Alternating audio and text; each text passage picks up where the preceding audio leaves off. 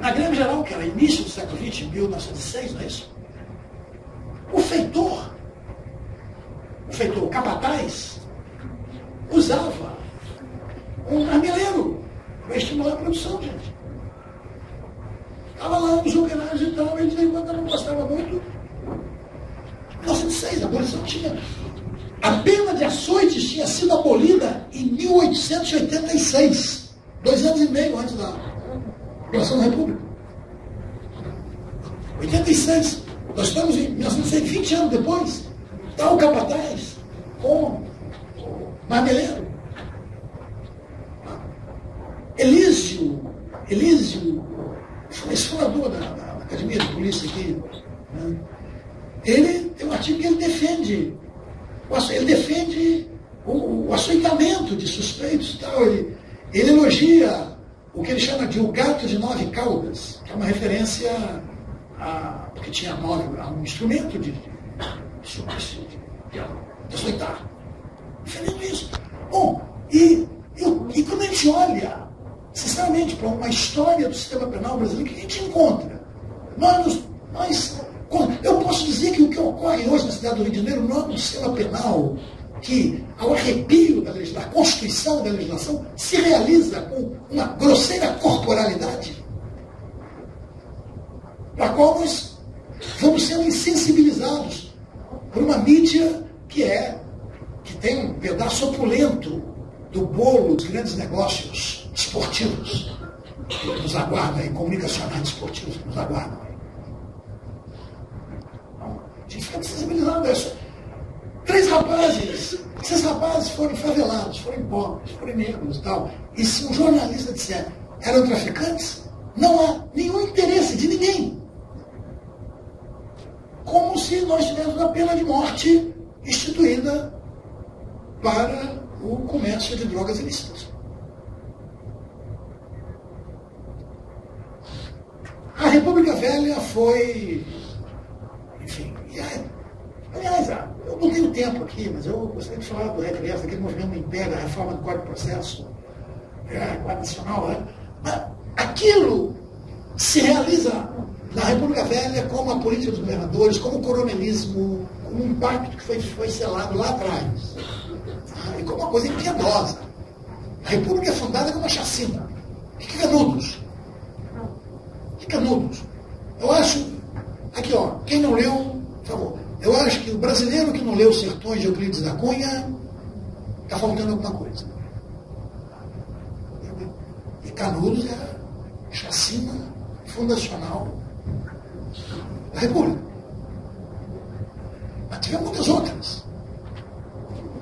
Tivemos muita deportação, degredo, muito. Construção de presídios em ilhas marítimas, que é uma filosofia penal do século XIX. Nós tivemos aqui na Ilha dos Porcos, que hoje é Anchieta, lá na Ilha Grande, a colônia nacional dos Rios, Fernando Noronha, Capoeiras. Né? A imigração foi um expediente de embranquecimento dessas oligarquias. Foi um expediente para embranquecer o povo brasileiro. Mas, junto com os pobres brancos europeus, vieram para cá socialistas e anarquistas. Aí já o bicho pegou. Entre os alvos sociais do sistema penal da República Velha, estão, claro, imigrantes, prostitutas, capoeiras, mas estamos continuando trabalhando com as mesmas penas. Não é? Do primeiro modelo. E chacinas também. Na revolta, eu não sei se foi na revolta armada, na revolta da vacina, que encheram um brigue de gente e jogaram o carro lá em cima. Já mataram 200 e tantos. Eu me lembro o nome do brigue, era Palhaço, o nome desse brigue. E era comandado por esses oficiais meio mercenários que vieram para cá, armaram um salve. Bom, 1930 marca o início de centralização de poder punitivo. E ali, enfim, ali nós vamos ter, em primeiro lugar, É quando se instala, se começa a instalar, né? Se começa a construir, nunca se acaba, né? Até porque seria depois cortado. Mas se começa a construir um estado de bem-estar, a previdência social começa ali, né? Toda a questão da economia começa ali, a intervenção econômica do Estado. Mas a lei de 31, que é a primeira lei, que é uma lei penal de intervenção, né, talvez seja no mundo a primeira lei de intervenção econômica de natureza penal.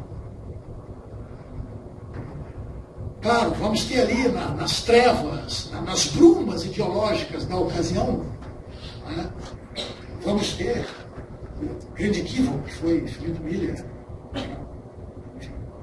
Mas também muita gente, né? Dom Helder Câmara chegou a ser integralista. Teve simpatias. Dias do Nascimento, ao seu amoroso Lima, então, era uma. Enfim, imagina que a gente, sem jornal, sem nada, imagina que a gente vai falar que está surgindo aí um partido interessante. Qual partido? Nacional Socialista, EBA, de trabalhadores, EBA, alemães. Esse era o nome do partido nazista. Quem podia saber que o nazismo era, na verdade, um feroz, cruel empreendimento capitalista. Falar de nazismo e comunismo é um erro, porque o nazismo foi um empreendimento capitalista, os clubes, aquela rapaziada toda estava ali, todo mundo estava. Então, tá bom. Eu sei que o sistema penal nas repúblicas socialistas soviéticas, enfim, não foi nenhuma grande maravilha, apesar de todas as boas intenções que os documentos negam. Mas, digamos, a morte intencional para alguns milhões de pessoas, o extermínio com uma bandeira, a discriminação de fundo racial, isso aí não dá para comparar. Além do mais, enquanto uma coisa era feita para acumular para uns poucos, a outra era feita para todo mundo comer todo dia. Então, cara, não é à toa, né, que a Academia Norte-Americana,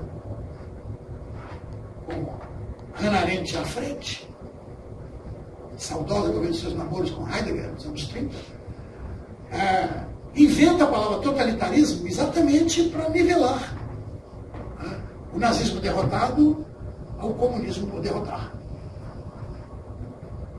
Então, tivemos ali, mas tem os decretos de indulto, logo em dezembro de 30, tem o decreto de indulto, 58, 32, as ilegalidades populares, para empregar uma expressão de agrado da professora Aida Pedrinha, as ilegalidades populares recebem 2 decretos de indulto, e se constrói, enfim, um Código Penal, que, enfim, o Código 40 foi um bom código. Claro, medida de segurança para imputáveis, era um erro e tal. Não tinha nada muito melhor no resto do mundo naquela ocasião. Não tinha nada muito melhor. Tinha muitas coisas muito pior. Como, quem gosta tanto da Alemanha, para começar pelo projeto quadrenal nazista de 1936. Não virou lei, louvado seja o nome, mas está ali exprimindo bem o que era o pensamento daquela rapaziada. Na verdade, de 40 para cá, a questão criminal vira assim uma coisa pequena, porque você tem uma legislação penal, você tem um sistema penal no estado de bem-estar. Claro, acreditando nas lorotas, como é que você está de bem-estar, você não vai acreditar no mito da ressocialização? Jamais a prisão. A ressocialização é um fato excepcional. A prisão é incapaz de ressocializar, tanto quanto um frigorífico é incapaz de aquecer. Não é? E, digamos, isso é suficientemente demonstrado para a gente. Uma coisa que eu digo aos estudantes, não pensem que as coisas estão começando com vocês. Vocês querem falar de prisão? Tem toda uma literatura aqui. Dá uma olhada primeiro. Não, mas isso é mania dos sociólogos. Sociólogos que começaram a ter o maior mercado deles no sistema penal foram, sim, loucos por uma consultoria e tal. Tem gente que tem plano de governo pronto na gaveta. Assim, na tal. E é qualquer um. Mesmo assessora a qualquer governo. Desde que tenha uma consultoria e tal. Então,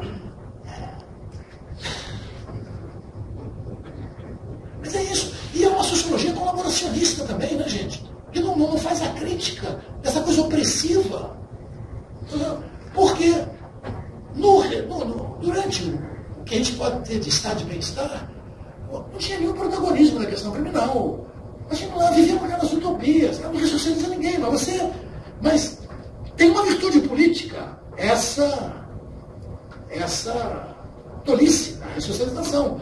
Porque se você se compromete a fazer alguma coisa para aquela pessoa, né, se você não puder ressocializar, pô, você pelo menos descobre um jeito do tempo passar mais rápido ali, você faz entretenimento, porque a única virtude do administrador penitenciário é fazer o relógio andar mais rápido. Então, ele queria inventar. Agora, claro, o sociólogo tem a boa prisão. Nomeia ele que aí ele vai fazer a boa prisão, a boa polícia, a tropa de elite, olha aí. Era a tropa de elite. É a tropa de elite. Elite coronel é a tropa de elite. É um cavida. Aquele que a classe média fascista brasileira aplaudia e que o próprio ator disse, quando ele dá um soco no político corrupto, ele disse, eu senti prazer em dar o soco, ele disse isso numa entrevista. E a classe média fascista toda, enfim, entusiasticamente aplaudia aquilo.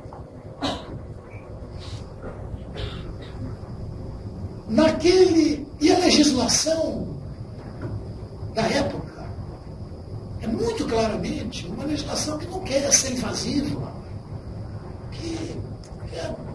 Bom, temos aí o corte do neoliberalismo. Temos aí o corte que, como as coisas aqui são um pouquinho atrasadas, né, eu posso situar aqui a partir dos governos Collor.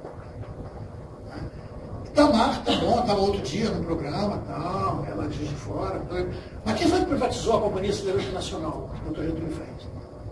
Foi o presidente Tamar Franco.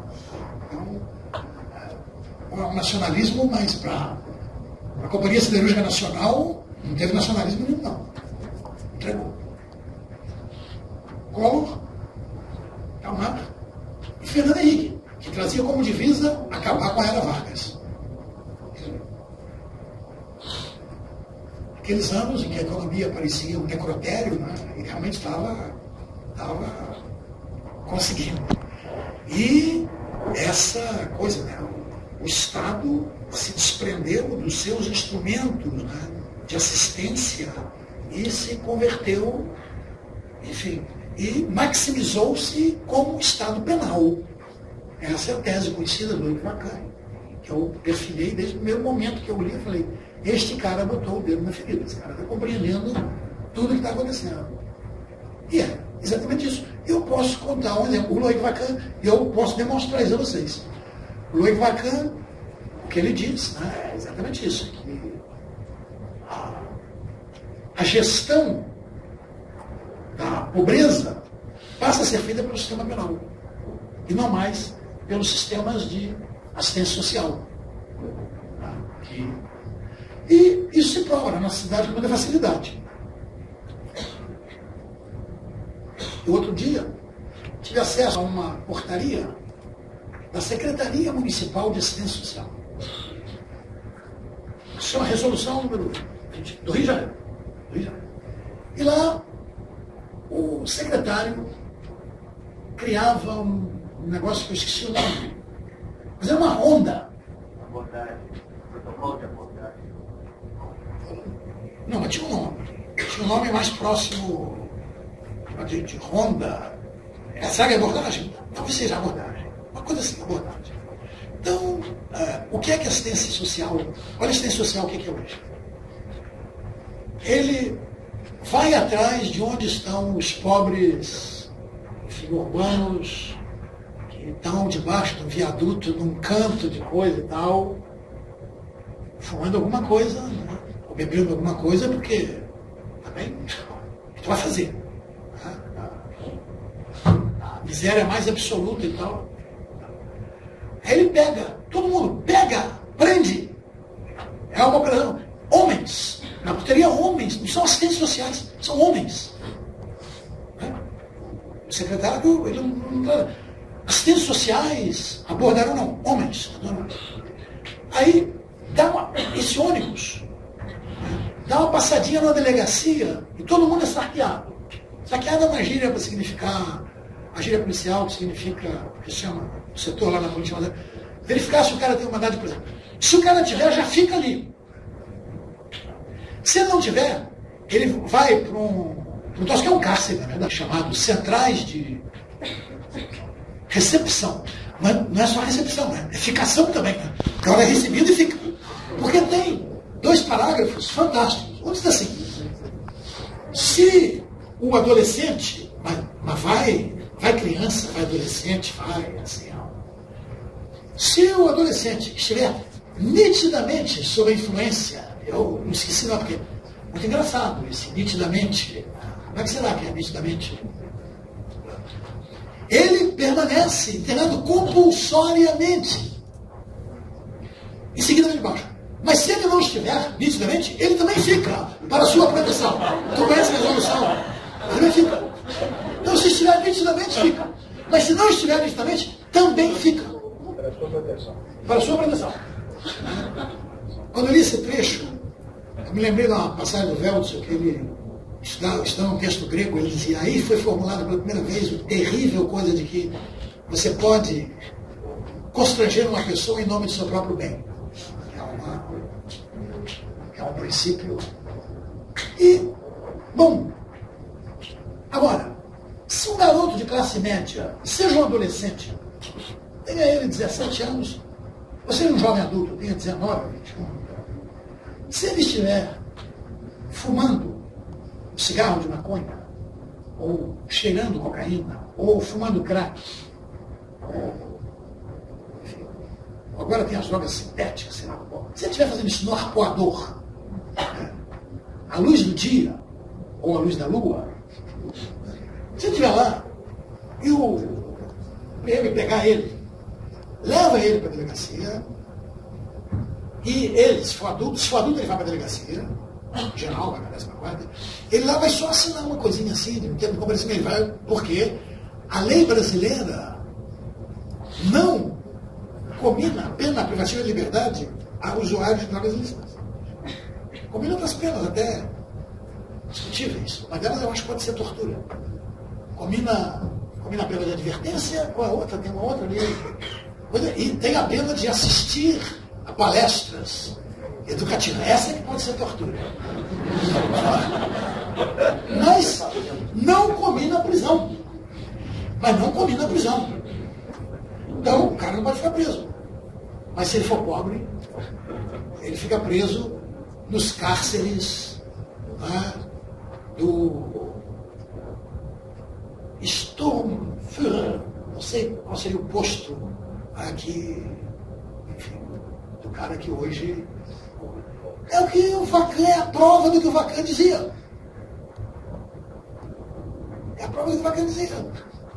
A assistência social convertida no atendimento punitivo, através da punição. É um Estado penal. Essa é a situação que nós encontramos hoje, uma central, a questão criminal. A mídia conseguiu convencer de que através da pena você muda o mundo. A única coisa que a pena não consegue fazer, quer dizer, a pena não faz nada. Transformar. Onde é? A pena interfere na conduta. Uma coisa engraçada é que até nas ciências sociais, quando alguém fala hoje em behaviorismo, é meio uma piada. Que na sua versão hard, Pavlov, na sua versão mais curada, Skinner, por exemplo, né? O próprio Skinner desconfiava da punição como, para pegar a linguagem dele, como reforço negativo. Então ele questiona ele. Olha que o nome dele, o pronome dele era Burros, ele chama Burros Skinner. Aí ele questiona a punição. Mas o nego acha que você aumenta uma pena, você vai intervir na realidade social. Ou que você criminaliza um determinado conflito, você está produzindo. É um pensamento tão ingênuo, é um pensamento assim dos tempos do contratualismo ali. É um pensamento bronco, elementar, que toda vez que a pena foi ao banco de prova para testar sua função preventiva, constatou exatamente que não. Ela não produz esse efeito. Mas é o que domina hoje de maneira que... E foi ótimo, né? Porque não se discute política. Se discute as representações jurídico-penais dos conflitos sociais. Então acabou tudo e apareceu assim e todo mundo não opina. Agora, os jornalistas agora viraram especialistas. Toda essa lembrança agora é dolo eventual, meu Deus do céu. Os limites entre a culpa, consciente temerária e o dolo eventual são um dos momentos mais delicados. Assim, na teoria do delito, ele equivale, assim, vamos dizer, a uma operação assim, neurológica, cabeça aberta. O cirurgião está ali. Se colocar isso, foi filmado, acabou. Outro dia, a propósito do caso aí, não, mas assumir o risco. Falei, filha, assumir o risco não é correr o risco. Se fosse todo crime culposo, era da eventual. Então, isso é um pouco mais. Não, porque todo mundo acha que se a penas maiores é muito bom. Quem foi que colocou essa estupidez para circular de uma maneira tão intensa? É isso que a gente tem hoje. Nós temos, enfim, uma política criminal cega. Né? Como quero ter um pouquinho de diálogo com vocês e tenho que sair daqui às 7h30, vou ficar por aqui, mas poder conversar enfim, fico aí mais à vontade para ir no ponto que vocês quiserem. Mas gostaria de, digamos, só fazer coisa de prisão, de advertir Luca Usman foi um grande jurista, um grande criminólogo. Era uma vida atribulada, bonita, uma vida de lutas, foi ministro da Justiça da Holanda, o principal responsável por uma política criminal completamente avançada para a questão das drogas ilícitas, ao contrário desse fracasso. Drogas, 40 anos de proibicionismo, e aí? Existe fracasso mais retumbante do que a política de drogas? Por que se mantém? Não será pelos poderes invasivos, né? Pela capacidade de vulnerar, de prender, de invadir, de aterrorizar, de matar, que ela concede ao sistema penal? Só por isso. É o maior fracasso. É um fracasso que se realimenta, como essa história do crack. Como a história do crack. O crack é o filho do proibicionismo. Ninguém fala isso. O crack é o seguinte, não tinha crack aqui, né? São dois motivos. Um motivo, digamos, seria mais polêmico, não vou nem mencionar aqui. Mas o outro motivo, a partir de 90, nos países europeus, Alemanha inclusive, querem experimentar uma política que pareceria a política de controle dos precursores. Então, ele começa a trabalhar as matérias-primas, por exemplo, no caso da coca aqui, nossa, para o refino da cocaína. Também começa a apertar os controles sobre acetona, sobre éter, tal, para impedir. Parabéns, os alemães sempre com boas ideias. O que acontece? Começa-se a refinar no território brasileiro, que era, antes não se refinasse, mas era completamente excepcional, muito pouco.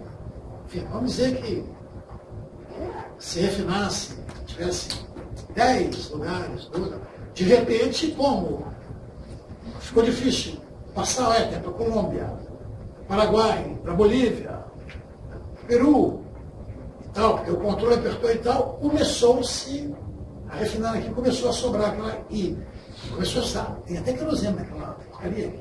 Se o refino fosse feito em condições químicas mais adequadas, não seria tão prejudicial à saúde, não.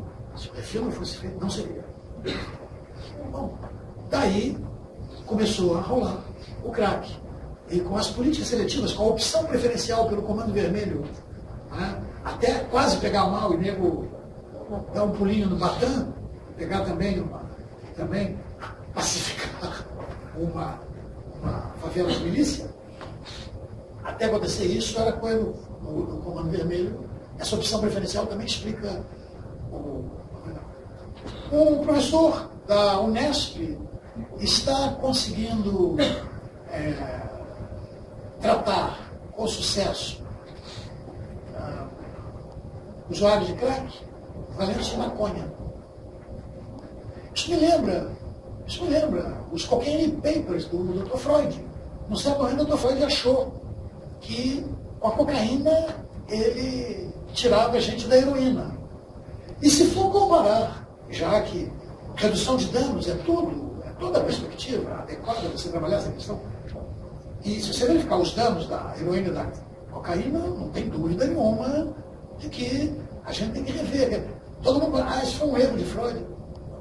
O médico lá dizia, ao contrário do que, enfim, a ignorância geral, porque drogas é um assunto, todo mundo, a mídia, tal, ninguém estudar, é bom ali para falar, ninguém se preocupa com isso. Esse médico dizia, ao contrário do que a ignorância sobre o assunto proclama, de que a maconha é a porta de entrada das outras drogas, que não tem nada a ver, a maconha pode ser a porta de saída do crack. Ou seja, o usuário do crack larga o crack pela maconha. Que é muito menos prejudicial. Pelo menos que esse crack feito com uso de querosene.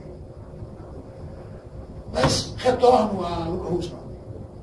Luca Husmann, sempre que alguém dizia que ele era utópico,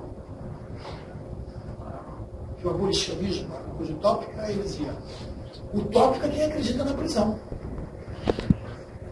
Ele respondia, dava um sorriso doce, respondia isso, utópico é quem acredita na prisão. Porque desde o primeiro relatório da prisão moderna, que é de 1777, John Howard, até o último, que acabou de sair, o que acabou de sair, compara. Né? Para não ser a mesma porcaria. Não tem a febre dos cárceres que tinha no século XVIII, que devia ser um tipo especial de tifos. Mas não tinha os presos a ferros. Mas, pô, ficar a ferros e o RDD é pior. Alguém tem uma resposta para isso? Não, ainda bem que os sociólogos não entraram a fundo na economia do sofrimento punitivo. Porque pena, se vocês quiserem também, eu já comecei com uma definição sumária da política criminal, posso terminar com uma definição sumária de pena. Pena é a inflição autorizada e medida de sofrimento. É isso que hoje reina, né, o que a gente poderia chamar da ideologia brasileira. Então, as ordens de vocês para algumas perguntas provocativas.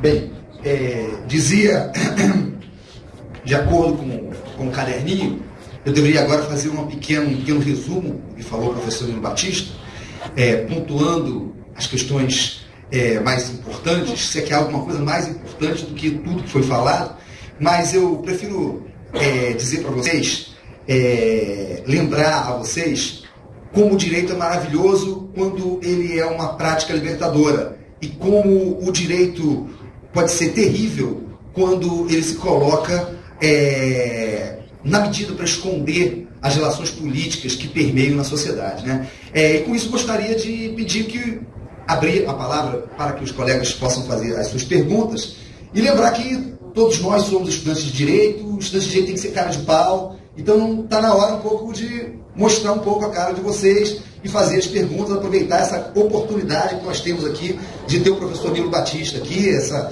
enciclopédia de saber penal, essa pessoa que coloca o dedo na ferida, para que aqui a gente possa fazer as nossas reflexões, né? Então fica aqui aberto para que algum colega mais aventureiro possa fazer seu questionamento.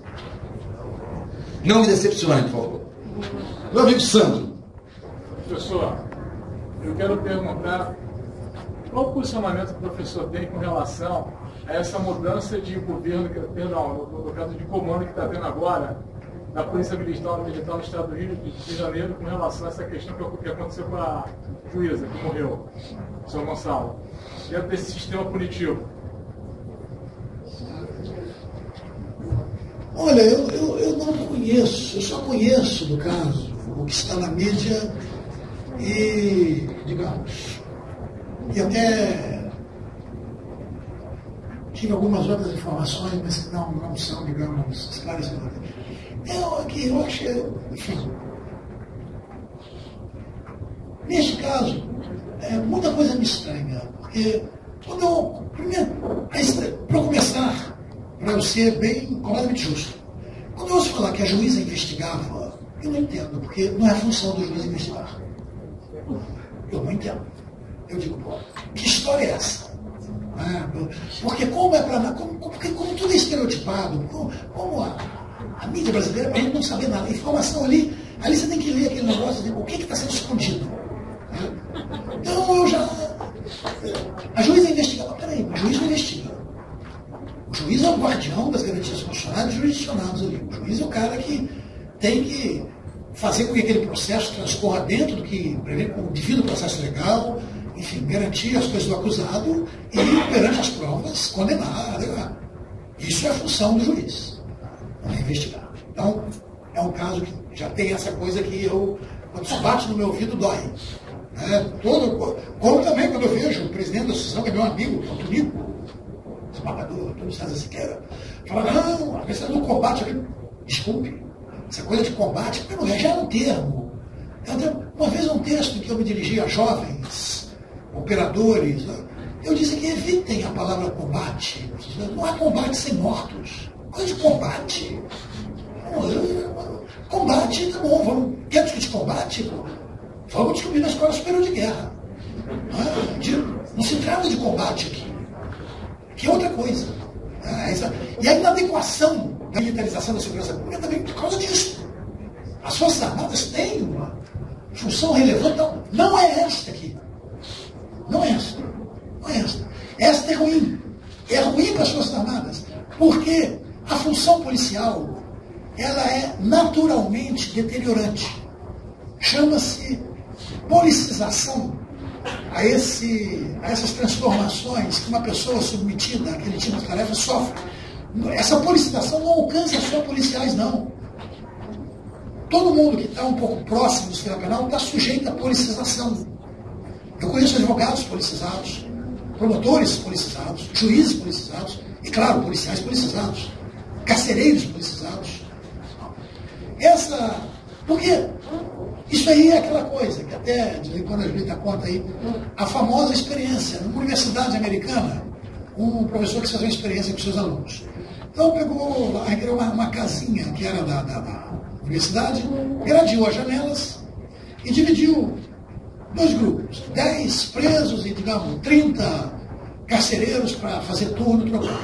E, numas férias, foram fazer aquela experiência que iria durar, vamos dizer, um mês, não sei quanto. A experiência não passou da primeira semana.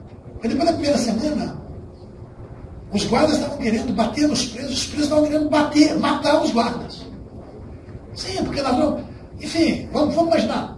Não sei se foi isso, não foi isso, estou inventando. De repente, a cunhada dele, a senhora queria falar no celular, cara, não pode. Mas como não pode? Isso aqui é uma experiência, mas a cunhada deu a luz. E já começou, porque segurar uma pessoa, prender uma pessoa, algemar uma pessoa, é uma coisa brutalizante. Para quem algema também. Não é uma maneira, digamos, completamente cordial, em que você está reconhecendo o outro. Não pode, é uma relação de sujeição. E numa relação de sujeição ela é brutalizante. Brutalizante, então. Chama-se policização. Então não é um problema, como eu ouço aí, a seleção. Não é a seleção. Não é na seleção. É na prática que vai rolar a policização. Então,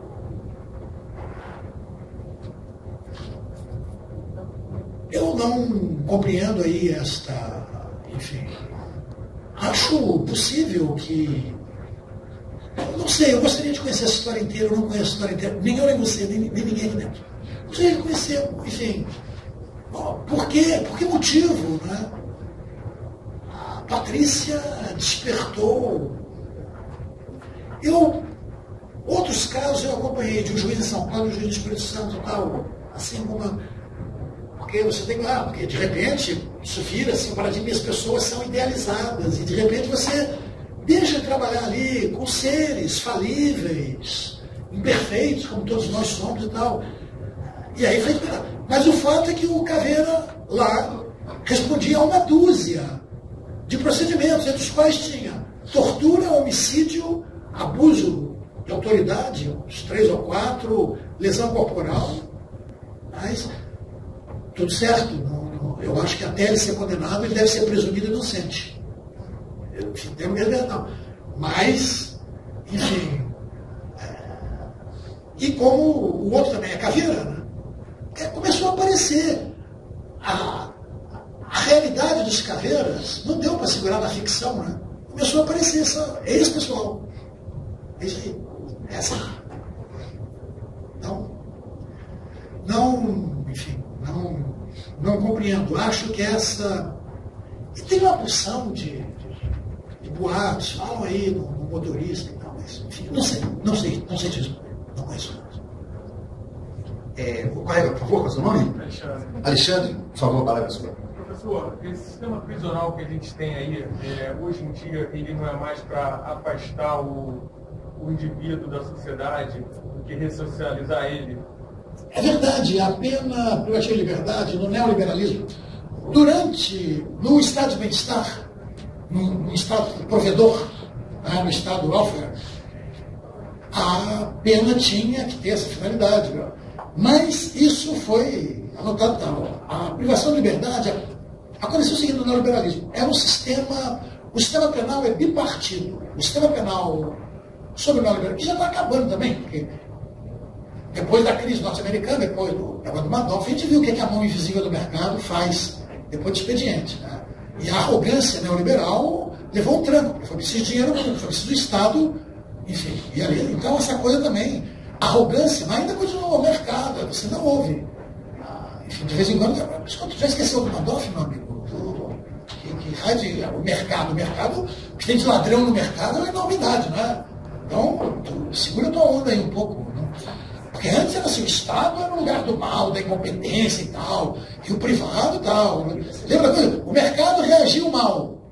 Bom, depois a gente viu que o mercado é capaz de roubar, né? Isso deu uma equilibrada. Mas o sistema penal neoliberal, ele é partido em dois, e o nosso aqui também é. E tem 2 discursos. E você, nesses discursos, você pega uma lei de 98, que aumentou até 4 anos a possibilidade da conversão da privação de liberdade em penas restritivas de direito, você vai encontrar nessa lei o seguinte: a pena de prisão o velho discurso que deu origem ao Sursi há 120 anos atrás. Né? As penas curtas. Né? Por quê? O fracasso da pena curta de prisão foi mais fácil de perceber historicamente que o da longa. O da longa você nem acompanha. O cara vai ficar 20 anos, o pesquisador muda, vai ser professor da universidade, mas a pena curta você percebe o fracasso. Então quando o nego vê, o cara passa lá 2 anos, 3 anos, e sai, o nego começou a dizer, foi assim que foi inventado o Sursi. Aí essa frase é do cara que passa a pessoa fundador, Belanger, que diz: a pena de liberdade de curta duração, sendo incapaz de corrigir, né, é bastante para perverter. É uma coisa assim meio moral e tal. O cara não... Mas eu estava dizendo, privação de liberdade. Então você tem o sistema penal para nós aqui, para os consumidores. Nós não temos que ir para a cadeia, sabe por quê? Nós temos que ficar reproduzindo o capital vídeo financeiro no shopping. Nós temos que ficar ativos, consumidores ativos. Então, a prisão faz muito mal e tal. Agora, os consumidores frustrados, aquele garoto que só consegue o tênis da Nike, se furtar do neto meu, para este aparece uma privação de liberdade neutralizadora. Neutralizadora. Ou seja, na qual o Estado é colocado ali para apodrecer em vida, sob exceção da quarta. Há essa tendência hoje de uma pena para a liberdade, vamos dizer que só pretende ver o apodrecimento em vida do preso. É verdade. Pois não, colega, com o seu nome? Eu estava até conversando com o professor essa semana sobre a questão das transparências dos concursos na Nacional, com o Leonardo Grieco, né? E eu queria fazer uma pergunta que eu assisti uma palestra da Maria Lúcia Carão lá na UERJ, e ela falava do surgimento de uma esquerda punitiva, que poderia ser caracterizada até pelo Wagner Monte, que entrou no... Esquerda, Wagner Monte esquerda. Não, mas Isso é direita, isso é direita. eles estão se infiltrando no PD, nos partidos de esquerda. Esquerda. Qual partido de esquerda? PDT. PDT esquerda? Ainda bem que eu saí em 2006. Quando eu saí, olha, não, essa coisa de esquerda assim não era muito clara para mim, não. Não, mas queria que o senhor comentasse essa questão da esquerda, da punitiva aqui. A esquerda punitiva, sim, ok, vamos lá, sim, tem. Enfim, né? O PT tem muita esquerda punitiva. Tem muitos setores ali dentro, que respondem, aliás, pela política criminal. O PT está com a política criminal na mão. E, se eu posso dizer com satisfação que o governo do PT conseguiu distribuir renda, conseguiu tirar 30 milhões de brasileiros, criou um novo mercado, que é o que está no fundo atrás, porque essa coisa da SUPP, não sei se você já reparou, que logo depois que os corpos são levados, chega o pessoal da Live, o pessoal da Nextel, para acabar com o gatonete. Já percebeu isso? Isso é importante, presta atenção nisso. Isso é mais importante do que os corpos e tal. Aí que está um pouco do... É a procura desse mercado novo. Entendeu? E as PPs já se instalam só nos bairros nobres, principalmente, onde as empreiteiras precisam ser um governo. Enfim, sim. Elas fazem um... Bom, isso é uma outra assunto. Voltando a isso. Mas, claro, a esquerda, partidos de esquerda e gente de esquerda, você vê, o PCdoB, a última coisa da Jandira, é a minha amiga. Foi o seguinte, olha, o meu merecimento, na minha passagem na Secretaria de Cultura do município, foi enlaçar os conceitos de cultura e de ordem pública. Que é isso? Que é isso? Como é que chama o melhor programa cultural? Também é esse governo, né, galera? Esse governo, o governo Disney, né? Coisa que estamos passando, cara. Estamos no fundo do poço, nós aqui, nós não percebemos. Mas o programa chamava Lapa Legal, o programa de cultura da Lapa. Que legal. Toda a graça da Lapa não é ilegalidade, não, meu amigo? Não. Lapa Legal, chamava esse programa da Jandira. Você vê o PSOL. Está o Marcelo Freixo, o defensor do PP. Quem vai fazer a campanha dele é o Zé Padilha. Ele é um apreciador de tropa de elite. Teria, enfim, inspirado, participou, ele já falou legal. Ele gosta de tropa de elite. E gosta do PP. PSOL. Eu trabalhei com o PT. O PSTU, tivemos os presos, eu ajudei naquilo. De repente eu estou numa reunião, ajudando aquilo ali e tal. Ótimo. Não, eles foram colocados junto com os outros. Os outros? Que esquerda é essa? Que outros? É por isso que um dia, numa entrevista meio maluca, eu afirmei, ninguém nunca entendeu, muito especialmente o Jorge Antônio Barros, que é um jornalista que até escreveu um texto sobre isso, ele nunca entendeu o que eu quis dizer. Ele disse, todo crime é político. Todo crime é político. Não são os outros. É certo que o Wagner Monte não é de esquerda, mas eu tornei o escracha. Ele está no partido que se diz o estatuto, pelo menos, se identifica. Aquilo foi uma coisa até 2004, até a morte de Leonel Brizola. E aí estamos falando de coisa séria, politicamente. Depois, infelizmente... Opa, eu tenho que ir embora. Sem querer abusar, então, acho que nós abusamos bastante, né, da paciência do Tornilo, já tivemos a oportunidade de ouro aqui de poder entender um pouco mais os condicionamentos da nossa política criminal, poder tirar um pouco esse véu que esconde a política por parte do direito. Então, estamos encerrando hoje aqui e agradecer a presença de todos. Muito obrigado.